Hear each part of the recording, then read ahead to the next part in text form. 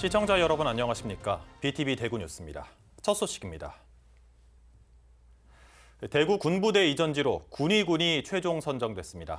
국방부 1차 평가를 통과한 군위, 상주, 영천에 대한 최종 평가에서 군위군의 사업성과 수용성이 가장 우수했습니다. 우성문 기자의 보도입니다.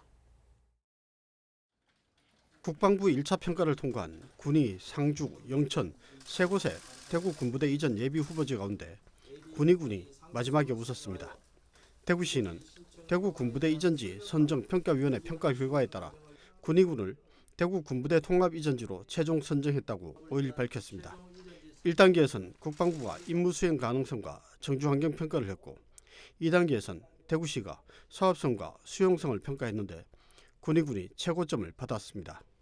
군위군이 정량평가 65.59점, 정성평가 29.44점, 합계 95.03점으로 최종 이전지로 선정되었음을 알려드립니다. 군위군은 사업비를 최소화할 수 있고 인허가 절차 간소화와 민원 및 갈등 해소를 위한 실질적인 노력이 좋은 평가를 받았습니다. 밀리터리 타운과 훈련장의 주민 동의율이 객관적으로 매우 높을 뿐만 아니라 공감대 형성을 위한 지자체의 다양한 노력도 매우 뛰어난 것으로 평가됐습니다. 대구시는 내년 상반기 합의각서 체결을 목표로 사업 추진에 박차를 가할 계획입니다. 또 국방부와 협력해 이전 지역에 조성될 미래 통합 군 주둔지 개념을 구체화하는 마스터 플랜과 시설 기본 계획을 작성해 나갈 예정입니다. 올해 중으로 합의각서안을 마련하여 국방부로 제출하면 국방부 검토와 기재부 심의 및 승인 절차를 거쳐 내년 상반기에는 합의각서를 체결할 수 있을 것으로 보고 있습니다. 합의각서 체결 후에는 설계와 시공 과정을 거쳐 당초 목표한 대로 2030년까지 이전 사업이 완료될 예정입니다. BTV 뉴스 우성문입니다. 제1회 전국 동시 새마을금고 이사장 선거가 대구 지역 32개 투표소에서 동시에 진행됐습니다. 사상 처음으로 직선제가 도입된 이번 선거를 통해 대구에서만 새마을금고 이사장 85명이 선출됐습니다. 천혜열 기자가 취재했습니다. 새마을금고 이사장 선거가 열리고 있는 대구의 한 투표소. 내 손으로 직접 이사장을 뽑겠다는 새마을금고 회원들이 줄지어 투표소를 찾습니다. 저희들은 이번에 처음으로 우리가 뽑는다는 걸 알아서 우리가 선택할 수가 있는 게 좋았고요. 기존하고는 달라서 관심 있게 보면서 또 다른 선거, 깨끗한 선거가 될 것 같고 아마 금고한테 좋은 도움이 될 것 같아요. 이번 새마을금고 이사장 선거에서는 사상 처음으로 직선제 방식이 도입됐습니다. 이전에는 대의원들이 간선제로 이사장을 선출하다 보니 부정선거 논란이 끊이지 않았습니다. 그러다 2021년 법 개정을 통해 자산 규모가 2천억 원이 넘는 금고는 이사장을 직선제로 선출하도록 했습니다. 다만 2천억 원이 안 되는 새마을금고는 직선제와 간선제 중 하나를 선택할 수 있도록 했습니다. 대구에서는 이번에 총 32개 투표소에서 투표가 진행됐고 무투표 당선을 포함해 새마을금고 이사장 85명이 선출됐습니다. 좀 더 많이 우리 특리사성 주민들한테 회원들한테 좀 하는 사업을 할 수 있고 또 금고에서 흑자가 많이 내가지고 또 우리 평리사동에 많이 저소득층한테 보탬도 될 수 있는 이런 금고를 만들었으면 좋겠다는 생각이 듭니다. 또 이번 선거는 시군구 선거관리위원회가 위탁받아 전국 모든 새마을금고 이사장을 선출한 첫 사례입니다. 부정선거라는 오명을 써야 했던 이전보다 더 공정하고 더 투명한 선거를 기대할 수 있게 됐습니다. BTV 뉴스 천혜열입니다. 지난 1월 김해국제공항에서 에어부산 여객기 출발 준비 중 화재 사고가 발생했습니다. 유력한 원인은 짐칸에 넣어둔 보조 배터리로 지목됐는데요. 보조 배터리로 인한 항공기 화재를 예방하기 위해 지난 1일부터 기내 반입 규정이 강화됐습니다. 이재호 기자의 보도입니다. 지난 1월 김해 국제공항에서 발생한 에어부산 여객기 화재 사고. 승객이 객실 짐칸에 넣어둔 휴대용 보조 배터리에서 불이 시작된 것으로 추정되고 있습니다. 이제부터 휴대용 보조 배터리는 직접 소지해야만 여객기에 탑승할 수 있습니다. 수화물로 맡기는 건 당연히 안 되고 객실 짐칸에 보관하는 것도 금지됩니다. 아울러 보조 배터리는 비닐백에 1개씩 담아 소지해야 합니다.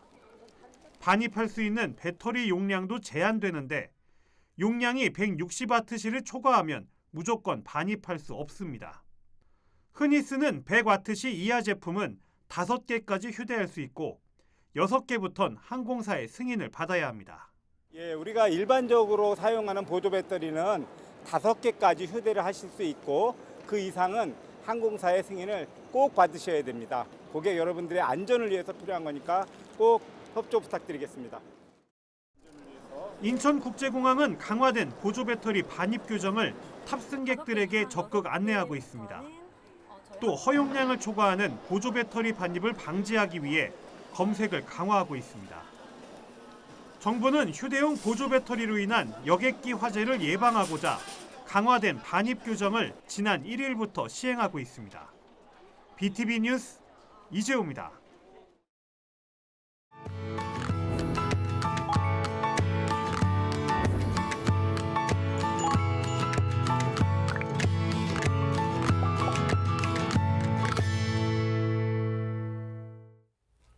케이블 TV 공동기획 우리 동네 영웅 시간입니다. 경기도 부천에는 주민 한 사람의 정성이 모여서 따뜻한 기부 문화가 꽃피고 있는데요. 올해로 출범 14년째를 맞는 부천희망재단이 지역 기부의 마중물이자 소통창구 역할을 하고 있습니다. 부천희망재단의 정인조 명예이사장을 이정하 기자가 만나봤습니다. 기부를 통해 나눔을 실천하는 공익재단인 부천희망재단. 지난 2011년 3월 문을 연 뒤 시민들의 자발적 기부로 운영되고 있습니다. 그 중심에는 재단 시작부터 함께한 부천희망재단 명예이사장 정인조 씨가 있습니다. 정 씨는 젊은 시절 터를 잡은 부천에서 나눔에 처음 눈을 떴다고 말합니다. 직장인으로 서울 다니면서 우연하게 YMCA 시민대학을 1988년에 만나서 그 안에서 우리 부천 시민사회가 어떻게 보면 뭐 행복하고 맑고 깨끗하고 또 뭐 힘들고 어려운 사람들하고 같이 가야 된다 하는 그런 생각을 조금씩 하게 된 거죠. 정 씨는 지난 2017년 경기 사회복지공동모금회에 1억 원을 약정 기부하며 부천의 8번째 아너소사이어티 회원이 됐습니다. 올해 74살인 정 씨. 4년 전 칠순을 기념해 고향인 경남 합천까지 무작정 걷기에 도전했습니다. 이 여정이 의미가 컸던 이유는 1km를 걸을 때마다 100만 원씩 모두 5억 원을 기부했기 때문입니다. 우리 나이로 70대는 2021년도에 여름에 임진각에서부터 저희 고향 마을까지 18일에 걸쳐 540km를 걸은 적이 있습니다. 고향에 대한 아슬한 추억, 많은 분들이 뒤에서 밀어주고 이래서 완주를 했습니다. 정인조 씨는 지난 2022년 기준 법정 기부금을 포함해 21억 8천만 원을 이웃을 위해 내놓았습니다. 이 기부금은 그동안 지역의 취약계층과 공익활동 지원을 비롯해 기후위기와 탄소중립 기부 등에 쓰였습니다. 이제는 연간 10억 원에 가까운 기부액이 모이는 부천희망재단의 마중물이 됐습니다.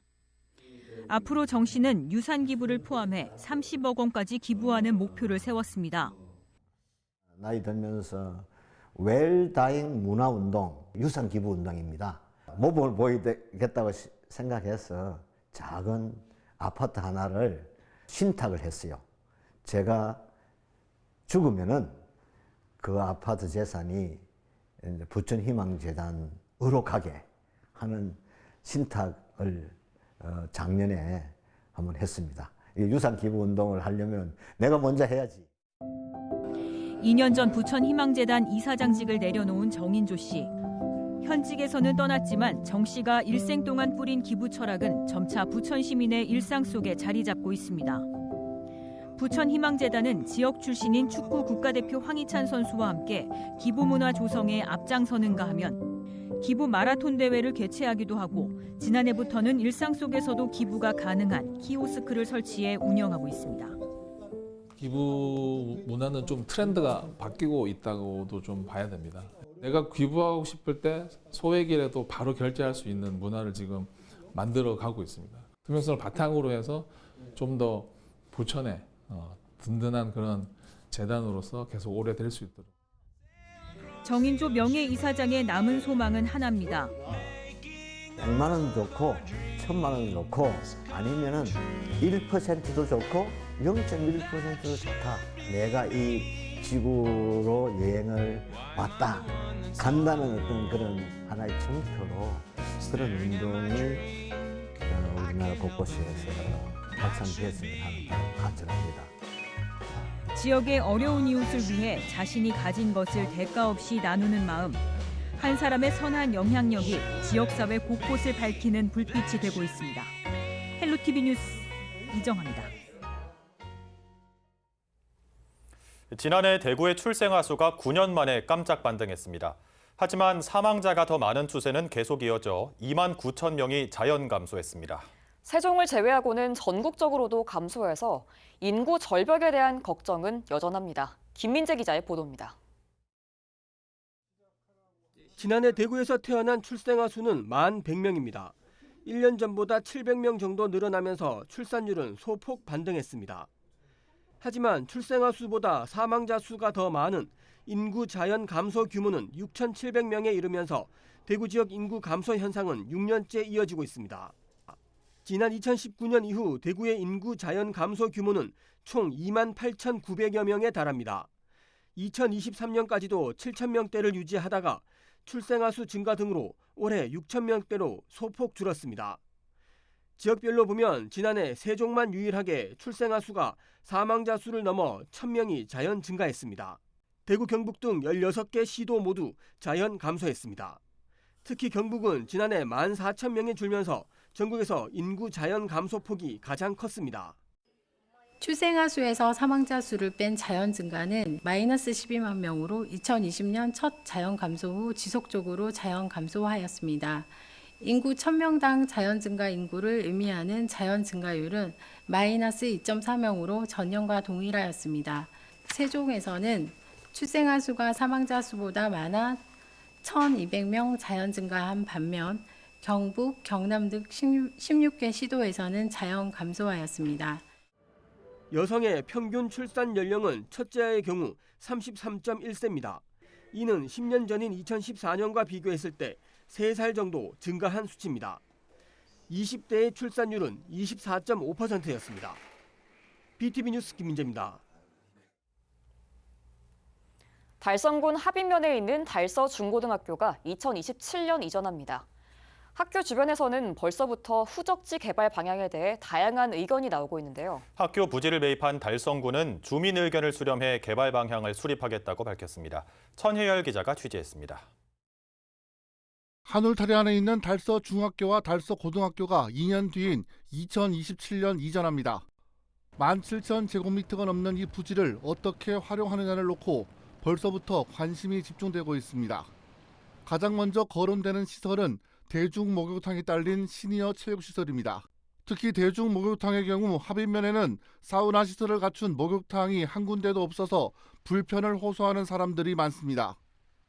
이 지역에는 워낙 시골이라다 보니까 목욕하는 거리가 너무 멀어가지고 관광호텔에 안 가면 다 목욕 하러 가고 그러니 여기 합인역에는 목욕탕에서 많이 불편해. 주민 복지를 위한 시설과 함께 수익 사업이 가능한 시설로 활용하는 방안도 거론됩니다.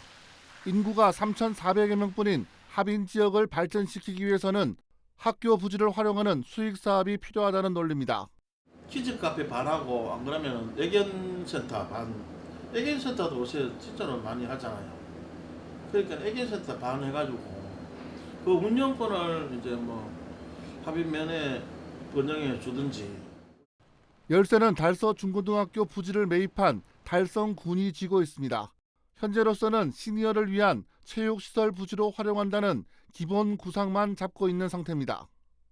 여러 가지 대안을 좀 검토 중에 있거든요. 그래서 아직 확정이 됐다기보다는 저희가 내부적으로 용역 진행 중이고 좀 검토 중인 상황이에요. 저희가 일단은 좀 구상하고 있는 게 있는데 그거를 저희 주민들한테 설명 한번 드리고요. 그리고 좀 피드백을 받는 시간을 생각하고 있어요. 학교가 2년 뒤에 이전할 예정이기 때문에 아직 시간적인 여유는 있습니다. 그동안 달성군은 주민들의 의견을 다각적으로 수렴해 가장 최적의 후적지 개발 방안을 내놓는다는 방침입니다. BTV 뉴스 천혜열입니다. 일제강점기 서울, 평양과 함께 3대 감옥으로 악명이 높았던 대구 형무소. 저항시인 이육사 선생을 비롯한 수많은 독립운동가들이 투옥돼 순국한 공간이었는데요. 다른 곳과 달리 지금은 사라지고 없는 옛 대구 형무소터에 순국 선열들을 기리는 역사관이 만들어졌습니다. 김민재 기자가 다녀왔습니다. 1910년 지어진 대구 형무소는 일제강점기 시절 한강 이남에서 가장 큰 감옥이었습니다. 이곳에서 옥고를 치른 서훈 독립운동가는 지금까지 밝혀진 것만 2,386명, 이 중에서 216명이 순국했습니다. 서울 서대문 형무소에서 순국한 독립운동가보다 많습니다. 대구 형무소는 광복 후에 대구교도소로 명칭을 바꿨다가 1971년 달성군으로 이전하면서 역사 속으로 완전히 자취를 감췄습니다. 대구 형무소가 있던 원래 자리가 현재 제가 지금 서 있는 중구 삼덕동 삼덕교회 일원입니다. 대구 형무소 사형장 자리에 지어진 삼덕교회에 순국의 터를 기리기 위한 역사관이 만들어졌습니다. 역사관은 총 121제곱미터 규모로 전시존, 영상존, 추모존으로 구성되어 있습니다. 전시존에서는 순국한 애국지사들의 삶과 투옥된 주요 인물들이 소개되어 있고, 영상존에서는 당시 항일단체와 독립운동가들의 모습을 샌드아트로 표현했습니다. 애국지사에게 편지를 작성할 수 있는 추모존도 마련되어 있습니다. 많은 독립운동가들을 가둬야 줄 장소가 필요하기 때문에 전국에 16개를 만들게 되는데, 그 서대문 형무소, 그리고 평양 감옥, 그리고 대구 감옥, 이렇게 해서 한강 이남에서는 제일 큰 감옥이 된 건 맞고요. 그러다 보니까 지금 뭐 서대문 형무소는 그 실체가 좀 남아 있기 때문에 좀 보존이 되는데, 이 대구 형무소는 그런 실체가 없이 이렇게 있다가 아무래도 그 자리에 이제 삼덕교회가 들어서게 되고, 3.1운동 당시에는 5,000명에 이르는 인원이 수용되기도 했습니다. 수감된 사람들 중 10대에서 30대 사이 연령대만 76%에 달했습니다. 항일 무력 독립운동단체 의열단 단원이었던 이원록은 조선은행 대구지점 폭파 사건으로 투옥되었다가 대구 형무소에 수감됐습니다. 그때 수임 번호가 264번. 이때부터 이원록은 이육사를 필명으로 삼아 청포도와 광야 등 수많은 시를 남겼습니다. 대한광복회 총사령관 박상진, 의열단을 설립한 이종암, 독립운동가 장진홍 등은 이곳에서 순국했습니다. 현재까지 연구를 통해 이곳에 순국한 애국지사가 216명으로 파악되어 있습니다. 대구 형무소 역사관은 그들의 희생과 헌신을 집중 부각해서 단순한 전시 공간을 넘어 독립운동가들이 숭고한 정신을 기리는 추모 공간, 그리고 역사 교육을 위한 학습 체험장이 될 수 있도록 조성을 하였습니다. 역사관은 일요일을 제외하고 오전 10시부터 오후 6시까지 운영되며 골목문화 해설사가 항시 상주해 해설을 지원할 예정입니다. BTV 뉴스 김민재입니다.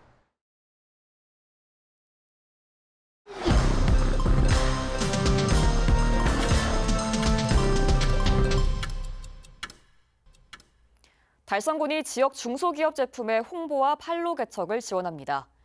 우선 지난해보다 6,500만 원 늘어난 2억 원의 사업 예산으로 온라인 프로모션과 달력 제작, SNS 홍보 등을 지원합니다. 지난해 B2C 홍보 마케팅 방법 등에 대한 교육이 큰 호응을 얻은 만큼 올해는 박람회 공동관 참가 지원을 신설하기도 했습니다. 달성군은 6개 정도 기업을 모집해 기업당 500만 원까지 지원할 예정입니다. 대구시 교육청이 초중고등학교 학생 4만여 명에게 교육급여와 교육비를 지원합니다. 교육급여는 중위소득 50% 이하 가구에 초등학생은 48만 7천 원, 중학생은 67만 9천 원, 고등학생은 76만 8천 원을 바우처로 지급하는 교육활동 지원비입니다. 이 외에도 무상교육에서 제외된 고등학교 입학금을 비롯해 수업료, 교과서비도 지원합니다. 교육비는 방과 후 학교 자유수강권과 인터넷 통신비, PC, 현장 체험 학습비, 졸업 앨범비를 지원하는 교육청 자체 사업입니다. 교육급여와 교육비는 주소지 읍면동 행정복지센터에서 신청할 수 있으며 신청 가능 여부는 교육비 원클릭 시스템에서 확인할 수 있습니다. 대구 도시개발공사가 취약계층 입주민들의 주거비 부담을 덜어주기 위해서 공공임대주택과 임대상가의 보증금과 임대료를 4월부터 1년간 동결하기로 했습니다. 적용 대상은 대구 도시개발공사에서 공급 관리하는 공공임대주택과 상가에 거주 중인 세대 중 임대 계약 갱신이나 신규 계약을 앞둔 3,200여 세대입니다. 대구 도시개발공사는 물가 상승 등을 감안해 연간 5% 이내에서 임대료를 인상할 수 있지만 2016년부터 9년 동안 동결해 오고 있습니다. 대구시의회 이만규 의장이 4일부터 기획재정부 앞에서 대구 경북 신공항 사업에 정부의 공공자금관리기금 지원을 촉구하는 1인 시위를 시작했습니다. 이 의장은 TK 통합 신공항 사업은 국가 안보와 직결된 사업인 만큼 재정적 부담이 지자체에게 지나치게 가중돼선 안 된다고 강조했습니다. 특히 신공항 건설 사업의 안정적 재원 확보를 위해 기재부가 지원에 적극 나설 것을 촉구했습니다. TK 신공항 건설 사업에 필요한 공자기금 규모는 군 공항 건설비 11조 5천억 원과 금융비용 등 약 13조 원 규모입니다.